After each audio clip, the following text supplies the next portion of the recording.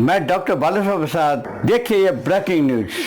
फर्जी जाति प्रमाण बनवाकर सरकारी नौकरी हासिल करने का बड़ा मामला मध्य प्रदेश से सामने आया है, जिसमें लेक्चरर, डॉक्टर और सहायक इंजीनियर जैसे पदों पर तैनात 25 सरकारी कर्मचारियों के खिलाफ अब एफआईआर दर्ज की गई है। राज्य की स्पेशल टास्क फोर्स ने इस गंभीर मामले की पुष्टि करते हुए बताया कि आरोपियों ने न केवल फर्जी प्रमाण पत्र बनवाए, बल्कि उनके सत्यापन से संबंधित दस्तावेजों में भी हेराफेरी की।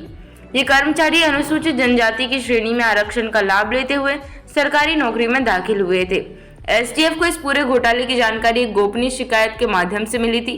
प्रारंभिक जांच के बाद मामले की सच्चाई सामने आई, जिसके आधार पर एक विस्तृत कार्यवाही शुरू की गई। ग्वालियर एसटीएफ के एसपी राजेश सिंह भदौरिया ने बताया कि जांच के दौरान यह बात स्पष्ट हुई कि इन सभी कर्मचारियों ने झूठे दस्तावेजों के दम पर विभिन्न विभागों में सरकारी नौकरी पाई है।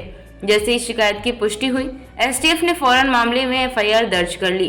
जांच में यह भी सामने आया कि आरोपियों ने फर्जी जाति प्रमाण पत्र बनवाकर न केवल नियुक्ति प्राप्त की, बल्कि प्रमाण पत्रों की जांच प्रक्रिया में भी हस्तक्षेप किया।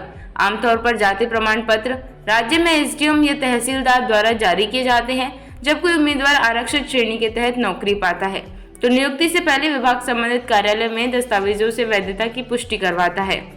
इन मामलों में जब इन 25 कर्मचारियों के प्रमाण पत्रों को संबंधित कार्यालयों में सत्यापन के लिए भेजा गया, तो उन्होंने अधिकारियों को प्रभावित कर सत्यापन रिपोर्ट में हेरफेर करवाई।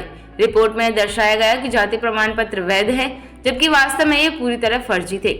इस तरह एक योजनाबद्ध तरीके से न केवल नियमों की अवहेलना हुई, बल्कि सरकारी प्रणाली को भी धोखा दिया गया।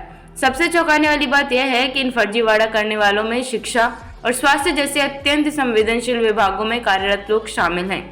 कई आरोपी कॉलेजों में लेक्चरर के पद पर कार्यरत हैं, जबकि कुछ डॉक्टर और सहायक इंजीनियर भी हैं। इससे साफ जाहिर होता है कि केवल नौकरी पाने के लिए किस स्तर तक जाकर नियमों का उल्लंघन किया गया है। एसटीएफ ने अब तक 25 आरोपियों की पहचान कर उनके खिलाफ कानूनी कार्यवाही शुरू कर दी है। साथ ही यह भी कहा गया है कि यह केवल प्रारंभिक सूची है और जांच आगे भी जारी रहेगी। हो सकता है कि आगे और नाम सामने आए। सभी आरोपियों के खिलाफ सख्त धाराओं में एफआईआर दर्ज की गई है और उनके दस्तावेजों की दोबारा जांच कराई जा रही है।